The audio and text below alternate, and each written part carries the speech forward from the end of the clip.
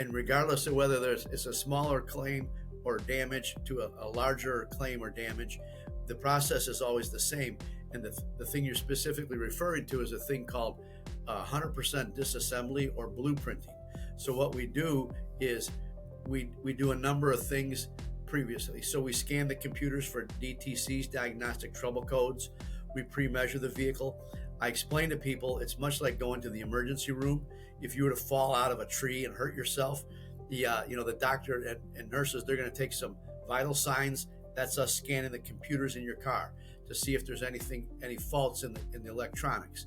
And then we pre-measure the unibody and the frame.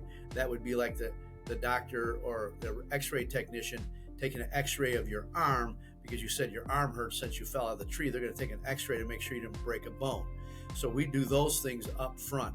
And then before we even start the disassembly process, our technicians do what we call research the repair procedures. So we go in and we have access to a database for what all the manufacturers say, this is the way it's supposed to be done. And these are the things we have to do. These are the kind of parts we use. So we research that repair procedure from top to bottom of all the things that we know.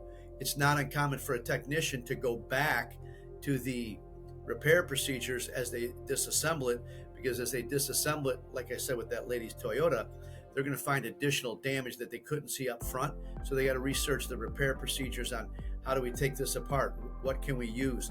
A lot of manufacturers now have one-time use only parts. So once you take it off the vehicle, you can't reuse it. You have to replace it, even though it doesn't have damage. It's really important.